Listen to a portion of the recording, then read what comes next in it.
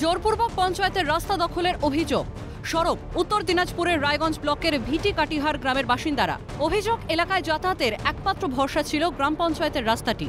অভিযোগ, রাস্তার পাশে থাকা জমির মালিকেরা জোর করে সেই রাস্তা কেটে নিজেদের জমি তৈরি করে নিয়েছে। ফলে যাতায়াতের চরম সমস্যায় পড়তে হচ্ছে গ্রামবাসীদের। ঘুরপথে যেতে হচ্ছে তাদের। পঞ্চায়েতে জানিয়েও কোনো সুরাহা হয়নি বলেই অভিযোগ। ফের জেলা শাসক, বিডিও, পঞ্চায়েত প্রধান ও থানায় অভিযোগ জানান তারা। আমাদের এই সমস্যা চলছে। আমরা তো আমাদের বিয়ে হয়েছে এখন 15 সাল হয়েছে আমাদের বিয়ে হওয়ার, কিন্তু তার আগে থেকে এই সমস্যা চলছে। কিন্তু আমরা যাইতে পারি না মাঠে, জমিয়ে ধান লাগালে পরে আনতে পারি না। এখন ছিল যখন রাস্তাটা ছিল, রাস্তাটা যাদের পাশে জমি আছে ওরা করে নিছে। আর ওরা বলে যে আমার দখল করে নিচ্ছে। ওরা বলে যে আমাদের জমি দিয়ে যাচ্ছ কেন। মাঝের মধ্যে আবার রাস্তায় আলের মধ্যে কাটা দেয়, কাটা সরাই দিয়ে যায়। এখানে ভিটি কাঠিয়ার গ্রামের মাঝখানে একটা রাস্তা রয়েছে, সেটা আমাদের পঞ্চায়েতের রাস্তা।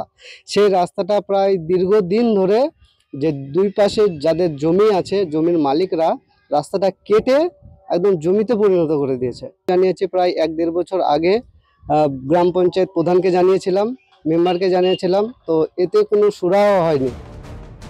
অভিযোগ পাওয়া মাত্রই বিষয়টি ব্লক ভূমি এবং ভূমি সংস্কার দপ্তরে জানিয়েছে বলে দাবি পঞ্চায়েত প্রধানের।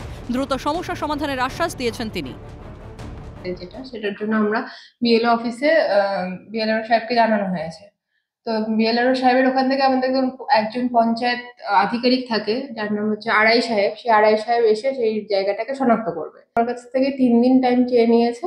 যে 3 দিনের মধ্যে আমি ওই জায়গায় স্পটে গিয়ে দেখে আমি যিনি আমিন থাকে, সরকারি আমিন, তাকে দিয়ে মেপে জায়গাটাকে শনাক্ত করার ব্যবস্থা করব। এবং যেটা পঞ্চায়েতের আন্ডারে যতটুকু রাস্তা আছে সেটুকু আমরা খুব তাড়াতাড়ি ওটা বের করার ব্যবস্থা করব। কিভাবে সরকারি রাস্তা দখল, জমি উদ্ধারে দ্রুত ব্যবস্থা নেওয়ার জন্য সংশ্লিষ্ট কর্তৃপক্ষের কাছে আহ্বান জানানো হয়েছে। এখন দেখার প্রশাসন কি ব্যবস্থা নেয়। উত্তর দিনাজপুর থেকে নন্দদুলাল সরকারের রিপোর্ট, ক্যালকাটা নিউজ।